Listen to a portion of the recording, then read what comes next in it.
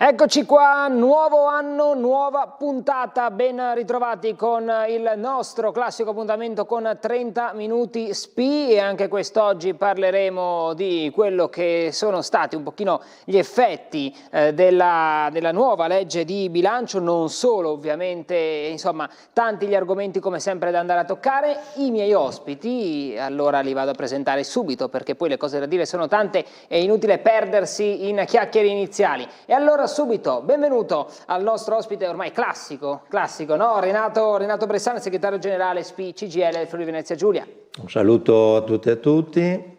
E diamo il benvenuto anche a Massimo Marega, segretario generale della CGIL di Trieste. Buongiorno a lei e a tutte le persone in ascolto. Per lei almeno con me è la prima volta, quindi insomma le do il benvenuto, Allora, dicevamo, nuovo anno, facciamo un po' un riassunto delle puntate precedenti per gli amanti delle serie TV che magari tra una puntata e l'altra passa un po' di tempo, si dimenticano e c'è il riassuntino iniziale. Ci eravamo fermati l'altra volta, parto dal segretario Bressan, nel dire insomma chissà quali saranno gli effetti, no, della legge di bilancio 2026. Ebbene, come si è conclusa questa vicenda, segretario? Ma intanto sì, ci eravamo lasciati con una proposta di legge di bilancio che era stata presentata ad ottobre dal governo, che era sull'ordine di 18 miliardi e 700 milioni. L'avevamo definita per questo una manovra povera. Nel frattempo, al di là dei singoli provvedimenti che già l'altra volta li avevamo esaminati uno a uno, nel frattempo, come dire, questa manovra è lievitata ed è arrivata a oltre 22 miliardi e quindi la legge di bilancio 2026-2028, perché si parla sempre di legge triennale, come dire, assume un valore complessivo un po' più alto. E la cosa che si può dire è che da povera però è passata anemica. È passata anemica non solo perché, come dire, comunque la dotazione non è un granché, ma se noi andiamo a guardare le stesse dichiarazioni del Ministro dell'Economia Giorgetti, ci ha spiegato, dopo le critiche che avevamo fatto, non solo noi, ma la stessa Confindustria ad esempio, e cioè che non era una manovra che avrebbe spinto all'insù l'economia italiana, che sappiamo essere un'economia ormai in stagnazione, molto vicino alla recessione. Tanto è vero, come dire, che ad esempio Confindustria ha battagliato molto, noi per un verso, loro per un altro, per cercare di avere una qualche dotazione in più sugli investimenti produttivi. Cosa che sono arrivati con il maxi emendamento finale che ha messo a disposizione 3 miliardi e mezzo in più all'interno del perimetro della manovra, e sono 3 miliardi e mezzo che però bisogna sapere che vanno a favore delle imprese, soprattutto per quanto riguarda quelle che erano le liste bloccate, le si chiamano anche lì liste attesa, ma non hanno niente a che fare con la sanità, sono quelle imprese che avevano fatto investimenti sul piano 5.0 e che in realtà, come dire, le dotazioni erano finite. Quindi, come dire, c'è una quota che viene inserita all'interno di questo perimetro per dare sfogo a quella lista che si era bloccata. Dopodiché abbiamo 1 miliardo e 300 milioni che vengono messi invece per gli investimenti produttivi per le industrie 4.0. Qui c'è da notare una cosa, c'è un'estensione temporale che arriva fino a settembre 2028. Ora, non è che noi siamo contrari, come dire, agli investimenti produttivi, ci mancherebbe altro, ci spiace però ad esempio che siano stati eliminate quelle dotazioni di percentuale in più dal punto di vista del vantaggio fiscale che erano gli investimenti green. Quelli sono stati tolti, ecco, quella era una cosa buona ed è stata tolta. Ma quello che ci preoccupa maggiormente sono, come dire, le coperture che sono arrivate per questi 3 miliardi e mezzo. Come sappiamo, le leggi economiche hanno sempre bisogno di dire non solo cosa spendo, ma anche come copro quella spesa. E allora bisogna sapere che questi 3 miliardi e mezzo vengono, come dire, coperti intanto attraverso l'anticipo delle assicurazioni sui premi assicurativi dell'85% che devono versare nel mese di novembre. E noi sappiamo cosa fanno le assicurazioni in questo caso, cioè dove vanno a recuperarli. Ecco, quindi sappiamo, come dire, che lì potremmo ricevere, e gli autisti potranno ricevere sicuramente una bastonata. Dopodiché ci sono tutta una serie di provvedimenti che noi chiamiamo dei veri e propri saccheggiamenti nei fondi previdenziali, a partire dai lavori usuranti, i lavori precoci, l'opzione donna che è stata eliminata, è stata abolita, e altre partite, compreso l'aumento del periodo temporale per l'accesso pensionistico, di cui dico già subito in anticipo la prossima trasmissione televisiva, perché lì i provvedimenti sulla previdenza sono per davvero tanti.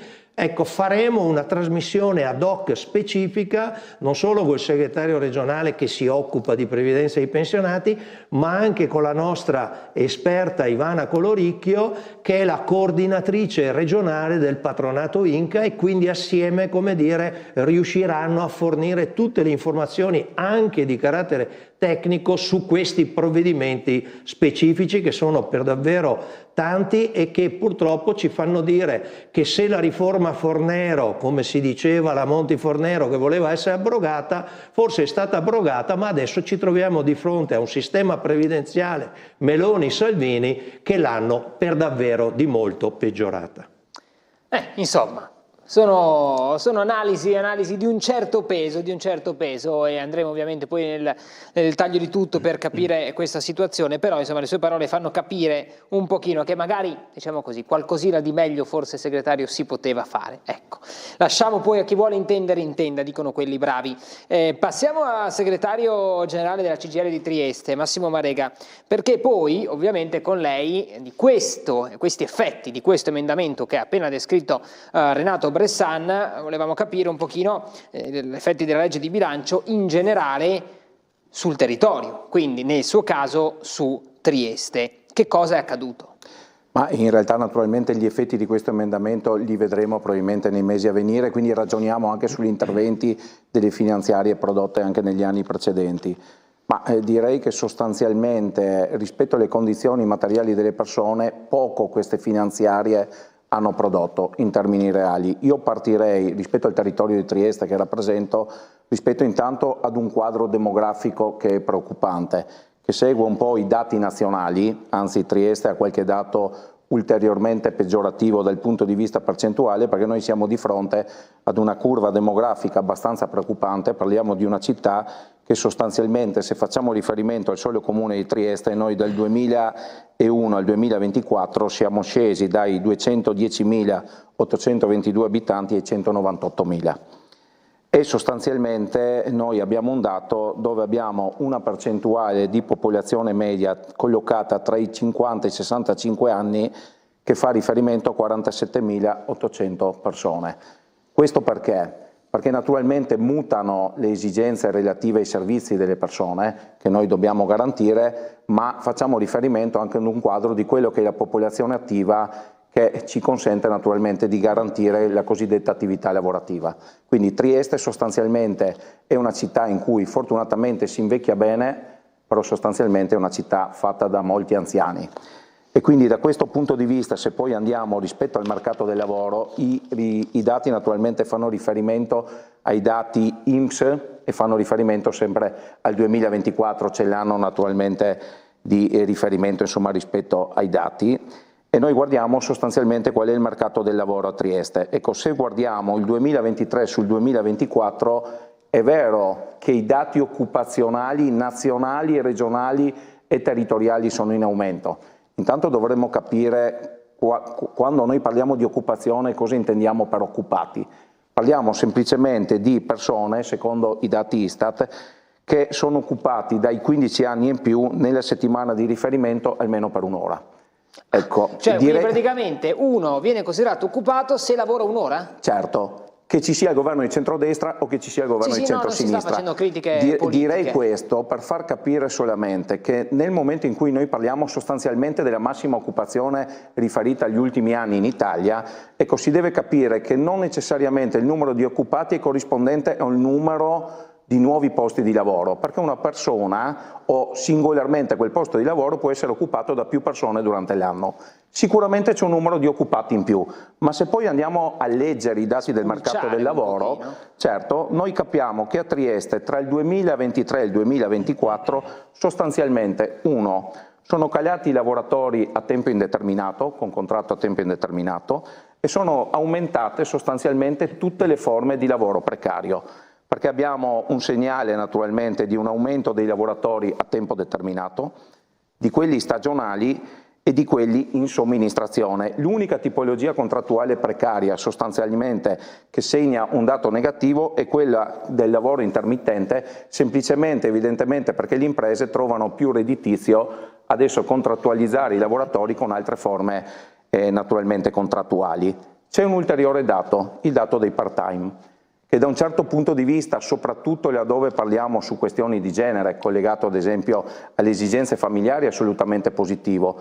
Le posso dire che per chi proviene come me da una categoria che ad esempio è quella delle costruzioni, ci sono anche tantissime tipologie di contratti part-time che sono cosiddetti involontari, esattamente come le finte partite IVA. Noi abbiamo un'esplosione dei contratti part-time, una parte consistente di quei contratti sono finti contratti part-time, cioè sono lavoratori che lavorano sostanzialmente 8 ore, che sono contrattualizzati a 4 ore, e parliamo soprattutto di lavoratori stranieri. Abbiamo le vertenze soprattutto in alcuni settori che apriamo continuamente, perché questo è uno scamotage che purtroppo alcune aziende utilizzano, diciamo, lavoro per il doppio, pagar ti meno. pago la metà. Ecco, quindi se noi guardiamo il mercato del lavoro sostanzialmente a Trieste è sostanzialmente un mercato del lavoro frammentato, precario, è fatto di lavoratori che purtroppo naturalmente non hanno sostanzialmente una tipologia contrattuale che per noi è quella che dovrebbe essere maggiormente favorita, cioè a tempo indeterminato. Ecco, da qui io dico semplicemente, traggo questo giudizio. Allora, noi oggi abbiamo effettivamente quasi una piena occupazione, perché quando arrivi sostanzialmente al 6% di disoccupati, diciamo che il Paese garantisce quasi una piena occupazione. Abbiamo risolto il problema? No, anche perché il governo non spiega una cosa. Noi abbiamo sostanzialmente un dato storico dal punto di vista occupazionale, ma abbiamo tante nuove povertà, abbiamo tanti lavoratori e tante disuguaglianze che stanno crescendo, abbiamo un problema salariale enorme, in questo Paese non si parla di redistribuzione delle risorse e sostanzialmente abbiamo anche tanti lavoratori che devono svolgere più di un lavoro, perché con quel lavoro che hanno, poi ci saranno le seconde slide sul tema dei redditi e vedremo qual è la tipologia di reddito che si produce ad esempio a Trieste. E quindi abbiamo comunque un problema enorme anche nel caso della piena occupazione, altrimenti non si spiegherebbe come di fronte alla piena occupazione noi abbiamo un Paese che, come ha detto il collega Bressan, sostanzialmente si muove il PIL dello 0, ecco. Sì, poi io non lo sapevo, ma capire che nel dato delle occupazioni vengono considerati anche chi lavora un'ora in una settimana è qualcosa che fa veramente specie, veramente effetto. In caso poi, se abbiamo tempo, ci torniamo, perché questo è curioso. Torno da lei Bressan, perché poi con lei adesso volevo capire un attimino anche il valore, no? L'aumento, il valore delle pensioni, quindi le lascio la parola per proseguire anche nel suo racconto delle successive slide. Sì, dopodiché noi sappiamo che abbiamo ovviamente prodotto quelli che sono gli aumenti pensionistici per il 2026 e come si vede dalla slide bisogna sapere che noi stiamo soffrendo maggiormente quello che è il mancato aumento e il taglio di quella che noi chiamiamo la perequazione delle pensioni, cioè il taglio degli aumenti che avrebbero dovuto realizzarsi in merito all'inflazione realizzata. E qui, come dire, vediamo nel 2025 l'inflazione accertata ormai è stata dell'1,5%, l'inflazione generale, il carrello della spesa, quindi dei beni essenziali, è stata del 2,4% accertato dall'Istat, l'aumento derivante invece dal provvedimento del governo è stato dell'1,4%. Quindi vuol dire sostanzialmente che noi abbiamo già prodotto un taglio all'aumento delle pensioni Tanto più se poi sappiamo che questo aumento dell'1,4 vale il 100% fino alle pensioni 4 volte il minimo, mentre comincia a scendere questa percentuale al 90% tra 4 e 5 volte il minimo e, come dire, il 75% oltre 5 volte il minimo. Ma questa è una situazione che non si realizza solo quest'anno. Se andiamo a guardare, come dire, i dati di quello che è successo negli anni precedenti, dal 2021 al 2024, noi abbiamo avuto un'inflazione concatenata, e cioè accumulata, del 18,6%, il carrello della spesa è aumentato del 21,6%, ma l'aumento delle pensioni è stato del 14,7%. Cioè noi nel giro, come dire, di 4 anni abbiamo lasciato giù il 10% di perdita del potere d'acquisto delle pensioni.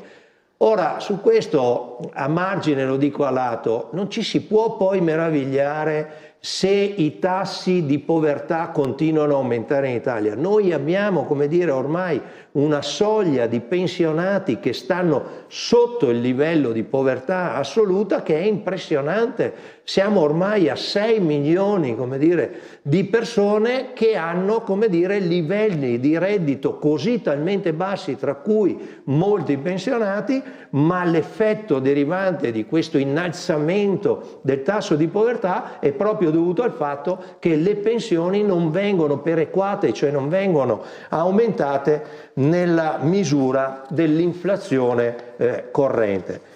Ultimo dato che riguarda le pensioni in Friuli Venezia Giulia, giusto per rimanere un po' a casa nostra, riguarda invece il dato legato a quello che è stato l'abbattimento dal 35 al 33%, dal 35 al 33% dello scaglione IRPEF, che va dai 28.000 ai 50.000, con estensione fino ai 200.000 euro. Ora, se noi dobbiamo andare a guardare le pensioni, dicevo, quelle del Friuli Venezia Giulia, ci accorgiamo che l'85% delle pensioni attualmente in essere nella nostra regione non raggiunge i 28.000 euro. Cioè vuol dire che quasi tutti i pensionati del Friuli Venezia Giulia non potrà godere di questo sconto del 2% sul secondo scaglione IRPEF, continuerà a pagare le imposte in maniera piena.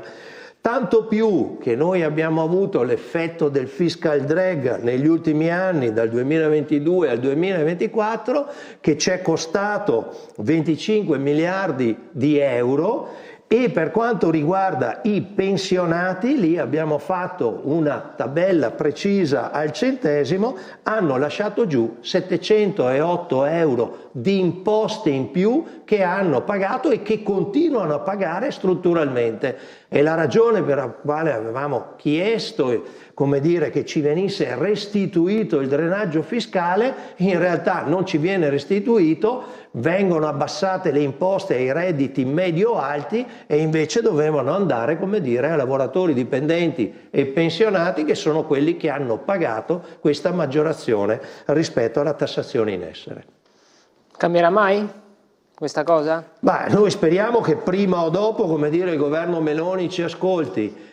Noi abbiamo anche scioperato, lo ricordo, il 12 dicembre per queste ragioni qui, comprese, come dire, e sono arrivati tanti pensionati anche qui in piazza Venerio a Udine, e tanti lavoratori, sappiamo, hanno protestato rispetto a questa manovra. Purtroppo ci auguravamo che magari con il maxi emendamento ci fosse restituito qualcosa in più. Come abbiamo visto, purtroppo ci è stato tolto ulteriormente. È chiaro che per quanto riguarda la CGIL la partita non finisce qui, continueremo, come dire, a manifestare le nostre ragioni. Ci auguriamo che prima o dopo, presto o tardi, capiscano anche le ragioni dei lavoratori dipendenti e pensionati che, ricordo, pagano il 90% di IRPEF a questo Paese. Esatto. Dovevamo rimanere e tornare sul reddito, avevamo detto poc'anzi, e quindi torno da lei, segretario Marega, per parlare di reddito e ammortizzazioni sociali, per quanto riguarda ovviamente poi il caso della sua città che rappresenta oggi, quindi Trieste. Allora direi questo, perché il filo che naturalmente collega chi oggi è in pensione e naturalmente i lavoratori in attività è esattamente il fatto che sostanzialmente hanno perso potere d'acquisto. E quindi anche naturalmente i lavoratori attivi oggi non vedono crescere sostanzialmente la loro retribuzione, il loro salario. Tenga conto che sostanzialmente a livello nazionale il 10% degli italiani detiene il 60% della ricchezza. E questo è un fattore che naturalmente non fa riferimento solo agli ultimi anni, perché dal 1995 al 2016 50.000 cittadini italiani sostanzialmente hanno visto passare la loro ricchezza dal 5,5 al 9,4. E quindi il tema che le dicevo prima, cioè il tema della redistribuzione, è un tema centrale per noi. E ricordo con coerenza, noi oggi abbiamo scioperato col governo Meloni esattamente come avevamo scioperato col governo Draghi e prima ancora anche con gli altri governi. È un tema naturalmente trasversale che riguarda gli ultimi 20-30 anni sostanzialmente del nostro mondo del lavoro. Detto questo, se noi andiamo sui redditi, ecco, io trovo molto interessante in una città come Trieste, che è una città composita. La nostra città sostanzialmente è fatta di diversi settori merceologici, molto turismo e terziario. Abbiamo naturalmente un settore della logistica legato naturalmente all'attività portuale sviluppato, abbiamo altri settori come il bancario assicurativo e anche tanti dipendenti pubblici per ovvi motivi legati al capoluogo di regione, abbiamo poca manifattura e industria. Noi su questo esprimiamo una critica molto forte all'amministrazione comunale, non perché vi sia una visione legata anche al turismo. Il problema è incentrare la crescita di una città sostanzialmente sul turismo. Perché? Vi è una contrarietà a priori rispetto allo sviluppo turistico di Trieste? No, va benissimo, ma tu non costruisci una città sulle esigenze di chi questa città la vive sostanzialmente 3 o 7 giorni all'anno o la vive qualche mese, perché noi abbiamo oggi un effetto in una città anche collocata geograficamente in una condizione favorevole, anche una bella città di importazione, fra virgolette, di chi a livello reddituale può comprarsi gli immobili di pregio a Trieste e magari fare, come posso dire, il periodo estivo a Trieste. Il tema è se costruisci una città rispetto alle esigenze di chi quella città la vive 365 giorni all'anno. Perché? Perché ci sono dei settori come quello della manifattura e industria ed altri settori che hanno dei moltiplicatori di attività e dei redditi prodotti da quelle attività che sono enormemente superiori rispetto naturalmente a settori come quelli che fanno riferimento all'alloggio, alla ristorazione e al turismo. E se andiamo a vedere ad esempio i redditi prodotti per settore economico, io passo ad esempio direttamente alla tabella in cui facciamo riferimento all'alloggio e alla ristorazione, dati INPS, noi abbiamo delle retribuzioni medie per anno, su anno, che sostanzialmente fanno riferimento al settore dell'alloggio e ristorazione a 11.921 euro prodotti su anno. Abbiamo quello dell'assistenza naturalmente sociale e della sanità di 17.934, il commercio saliamo a 20.424 euro e poi andiamo ad esempio su settori come l'industria 37.388 e bancari e assicurativi che naturalmente sono ancora più alti. Per dire cosa? Che certamente Trieste non è una città a trazione industriale, ma serve anche la manifattura e poi c'è un'ulteriore naturalmente tabella che dimostra come Trieste non solo è fanalino di coda regionale, ma anche sta sotto i dati nazionali per l'apporto che l'industria e la manifattura dà naturalmente al territorio di Trieste. E allora se andiamo ai dati demografici c'è un collegamento. Noi oggi le persone e soprattutto le giovani generazioni, quelle formate, emigrano. Nel migliore dei casi rimangono in Italia e in altre regioni, nei peggiori dei casi li formiamo, paghiamo per la loro formazione e li diamo naturalmente a paesi europei o extraeuropei e quindi naturalmente le migliori risorse noi le diamo all'estero e peraltro non compensano nemmeno col numero degli immigrati che poi arrivano a Trieste e si inseriscono nel tessuto sociale. Questo per dire cosa? Noi abbiamo bisogno di una città composita, dei settori, ma noi non possiamo puntare, come ha fatto l'amministrazione comunale, sostanzialmente su una città che sviluppa sostanzialmente il turismo. e che è costruita a dimensione del turista. Perché? Perché semplicemente i dati ci dicono che chi lavora all'interno di quei settori sostanzialmente sono lavoratori poveri.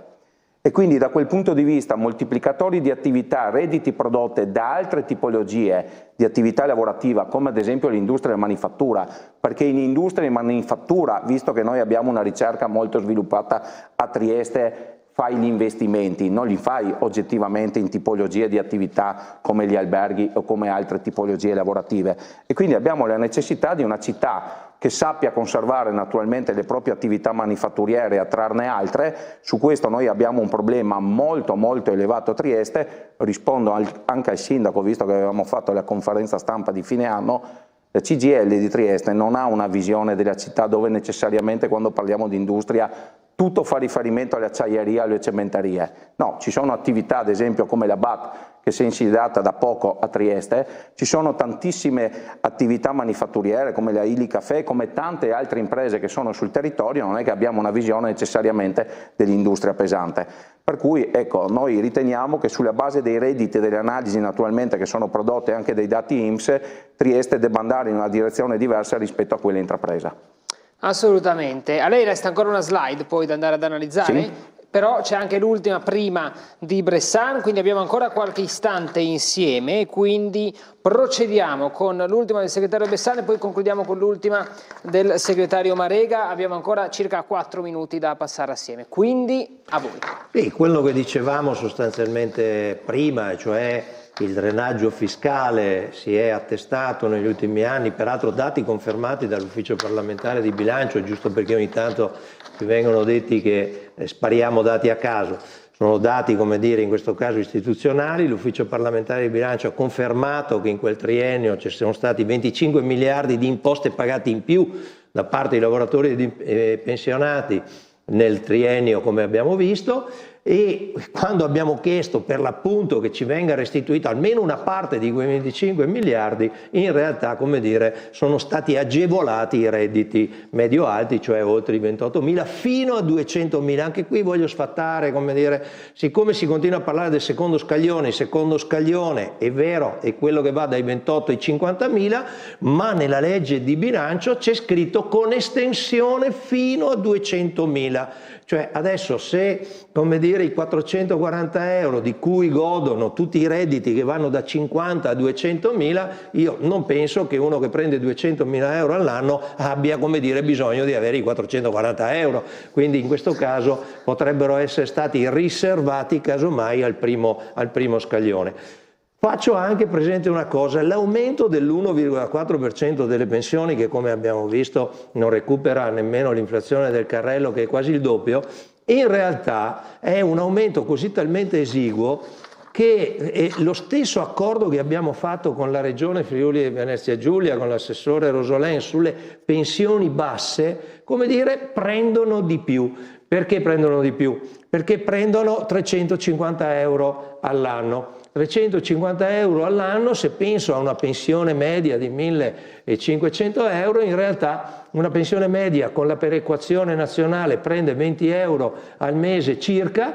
Qui siamo riusciti a produrre un accordo che per le pensioni più basse riescono ad avere circa 30 euro al mese. Tra l'altro aggiungo che tra qualche giorno dovremo ritrovarci per analizzare l'andamento di quell'accordo. Sono circa 15.000 persone che hanno ricevuto questo contributo, potrebbero essere parecchio di più, e dobbiamo invitare queste persone che hanno un ISEE particolarmente basso a recarsi presso i nostri uffici, verifichiamo ed eventualmente gli facciamo l'ISEE per fargli avere, l'ISEE ricordo è gratuito, per fargli avere quel contributo.